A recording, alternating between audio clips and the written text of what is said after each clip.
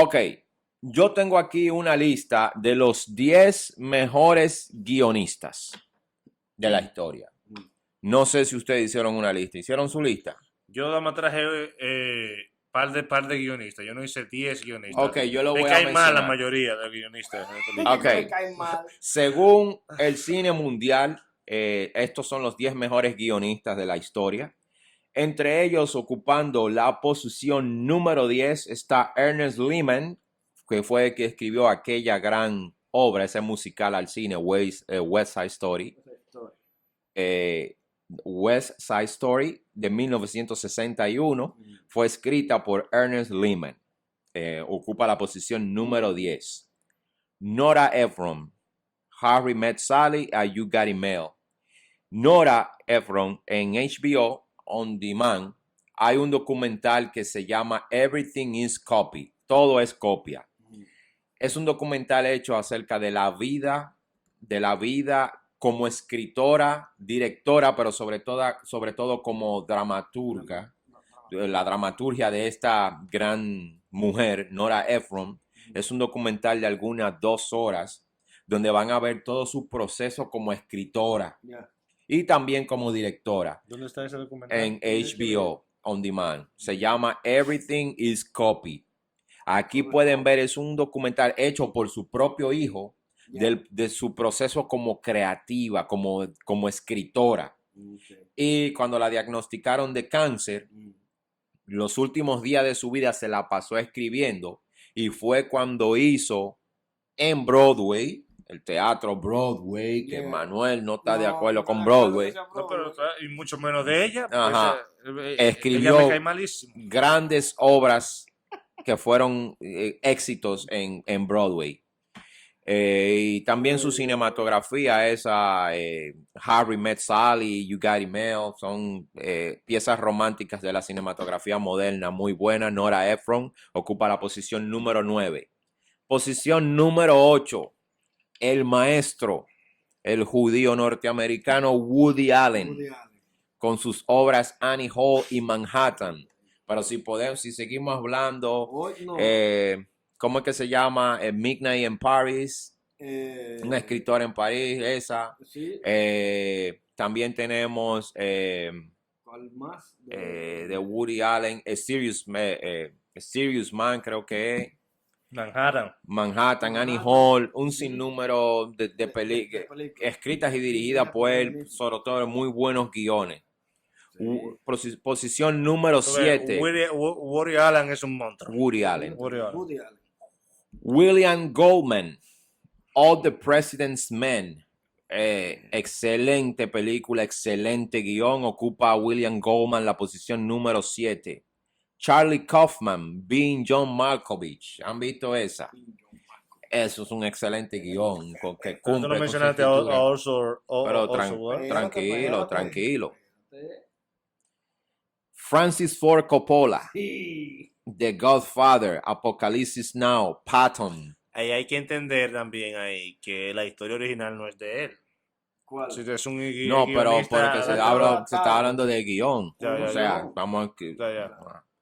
Quentin Tarantino, posición número 4. Pulp Fiction, Inglourious Basterds, Django Unchained. Es una estrella. Una estrella. Cada año que sale al cine es nominado como guionista y director, pero sobre todo como guionista. El hombre aquel que ha creado una nueva temática al momento de dialogar. Sí. Aquel que ha roto todas las reglas de dialogar y ha creado diálogos, una pared de diálogo increíble. Ese es un verdugo, ese señor. Sí. Robert Tone, Chinatown, Misión Imposible. Chinatown, una de las películas de los clásicos del cine más renombrados. Este señor Robert Tone escribió Chinatown y Misión Imposible, la de 1996. Es verdad. Ethan y Joel Cohen, los hermanos Cohen, True Grit, Fargo, No Country for Old Men, con Javier Bardem. Yeah. Excelente. Y tenemos aquí que Billy Wilder ocupa la posición número 1 por Sunset Boulevard and The Apartment. Bueno, ahí no puedo discutir eso, pero para mí, para mi gusto, hay otros directores, escritores, como es el caso de Orson Welles, al escribir Ciudadano Kane, aunque no la escribió solo, pero la idea principal y la mayoría de la estructura del guión fue de Orson Welles. Sí. Pero también teníamos a Julius Epstein, que escribió, según dicen, el mejor guión de la historia, que es Casablanca. Bueno. Julius Epstein ocupa el lugar número 1, Sí. pero para mí, a mi entender, para mí, no tiene que ser necesariamente así. Para mí, Orson Welles es para mí el mejor guionista de todos los tiempos, porque Clásico. no he visto película más completa y compleja en todos los sentidos que El Ciudadano Kane. Pero bueno, Citizen Kane. Ok, yo voy a sacar los míos. Claro, yo estaba pensando de qué dice la academia tal, qué dicen Rusia, Francia, y son todo por consenso. Yo no creo en el consenso de que se pusieron de acuerdo 1000 gente y votaron por fulano, por aquel voto, por aquel. Yo escojo la película que a mí me parece más interesante para comentarla. Una interesante película para mí es de Quentin Tarantino, The Hateful Eight. Los 8 odiosos. Ese guión me parece que es un guión mucho más interesante que muchísimos guiones que salen por ahí, de muchísimas películas, porque tiene una historia donde los personajes tienen misterio desde el comienzo y se van descubriendo poco a poco, y no te aburre, ¿sabes? Esa es una, y cada personaje tiene una esencia y como que representa dentro de la historia un punto específico, especial. Además, la ambientación, la historia de ese guión es una historia, ¿qué te digo? Que te hiela, es un mundo de hielo y en una Saludos, sola Avi. locación. Muchos saludos a mi amigo Avi Lama, que está por ahí. Saludos. Y te centra en una sola locación y tú estás ahí todo el tiempo. O sea, ¿y cómo te mantienes tú creando una historia en una sola locación después del viaje que se hizo a través de la nieve, de la inundación de nieve, como se dice? No. Mi próxima película tiene Entonces, mucho de Quentin, de Hateful Eight, porque está rodada en una sola locación. otro gran guión es el de Henry Finger del Club de la Lucha. Eso no hay que decirlo. Ese guión es, para mí, infinitamente superior a Orson Welles. Claro, y a esa película de Bueno, eso es Ciudadano su Kane. gusto, es su percepción. Pero Pero infinitamente hablando, superior ese guión. Ese guión tiene... pero hablando de Orson Welles, hay un documental en Netflix acerca de su última película que el mismo Orson Welles no llegó a ver terminada, pero es su última película. La película se llama The Other Side of the Wind, el otro lado del viento.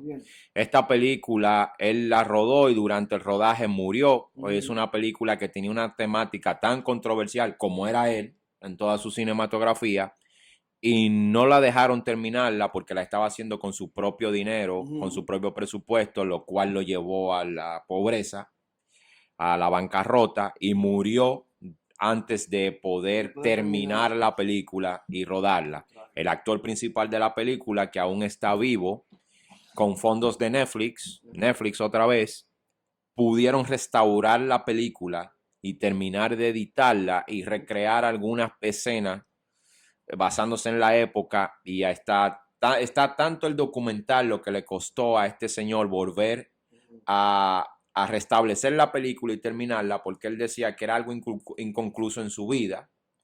Y entonces ahí está en Netflix, The Other Side of the Wind de Orson Welles. Véanla, que fue lanzada este mismo año, 2019. Y también está el documental con escenas inéditas y behind the scenes de cómo Orson dirigió y rodó cada escena. Así que véanlo. Pero sí, el Fight Club, el Club de la Pelea, es un excelente guión. Se podría decir que prácticamente es un guión perfecto. Es un guión... Y es atemporal, cambia del tiempo, sí, cambia... y va de atrás hacia adelante. juega muy bien con los tiempos, la temporalidad, excelente. Otro guionista es Paul Schrader, que es el guionista de la película Taxi Driver, que rodó, ¿cómo se llama? El de aquí es Martin Scorsese. Scorsese. ¿Qué tiene esa película? ¿Qué tiene ese guión? Ese guión tiene una historia grandísima, buena,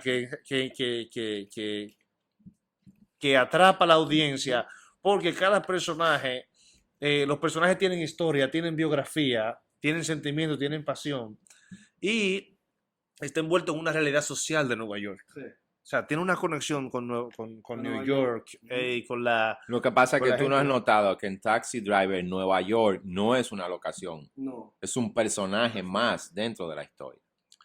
Como en el Joker que viene ahora.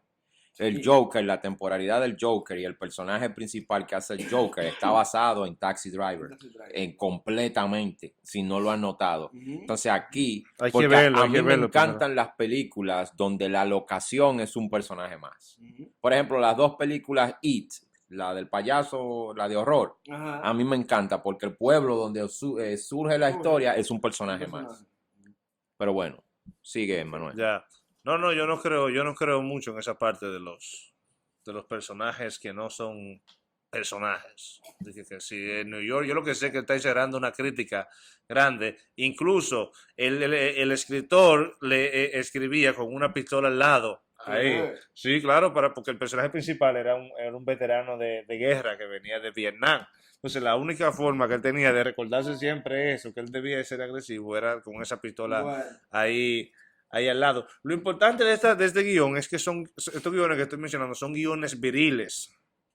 O sea, donde hay hombres y donde hay mujeres, con voluntad, con fuerza, con sentimiento y con cosas que quieren expresar. Mm. No existe la loquera que hay con estos personajes que no se sabe lo que son, uno no sabe qué clase de gente son estas que están ahí, sino que son personajes que tienen una psicología, que tienen unos propósitos y que están ahí rondando sobre una historia que se va a desarrollar. Y en lo que se desarrolla la historia hay críticas. En lo que se desarrolla la historia está New York, que Danilo dice un personaje, está esa ciudad que se está criticando, que la delincuencia, la prostitución, todos esos personajes que están rondando New York se está criticando una era política, Bueno, hay un porque- presidente, hay claro, una porque- ¿me entiendes? Entonces yo creo que el guión fue muy bien, demasiado bien realizado. Y por último ya, para no alargárselo a la gente y completar con la lista de Danilo, es James Cameron.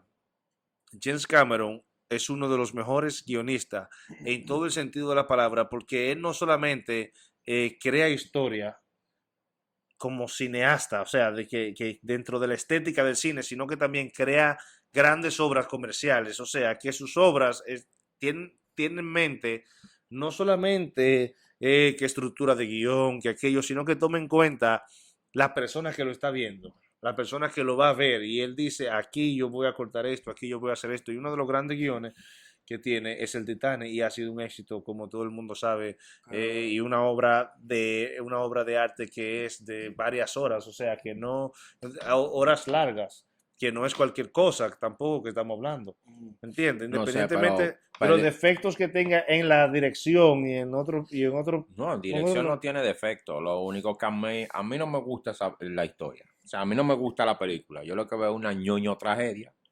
Una no, bueno, pero ese es mi punto de vista. Pero Titanic, ok, realización, vestuario, todos los aspectos que es Sí. muy bueno, excelente, pero No, y que me parece la ñoñería entra porque tú estás hablando de principios del un siglo culebrón. XX. Está hablando del principio del siglo XX, donde todavía existía eso. Entonces, Ujú. es bueno trasladarse y ver. Y es algo que te iba a decir, que pocos lo hacen, incluyendo a Mel Gibson, que es uno de los que hace esto, que eso es necesario tenerlo en cine ya, para que tú seas un cineasta, uno sea un escritor de verdad. Es el desarrollo de personajes secundarios. Mel Gibson, por ejemplo, La Pasión de Cristo, desarrolla todos los personajes secundarios, le da un tono y una fuerza a cada uno. Entonces, Bueno, pero es entonces que- James Cameron desarrolla varios personajes que le rodean y le va haciendo su historia desde que desde que entraron al tren hasta que se mueren. Le va desarrollando su historia a cada uno y eso es algo enorme. Sí. Entonces uno se pregunta, ¿y cómo es que tú atrapas a tanta gente? ¿Cómo es que tú tuvo tanto éxito? ¿Y cómo es que esto que tú lo ves y hay tanta gente llorando cuando es una ñoñería, como dice Danilo? ¿Cómo es que hay tanta gente llorando? Bueno, porque hay forma de enganchar muchísima gente ahí en esa película.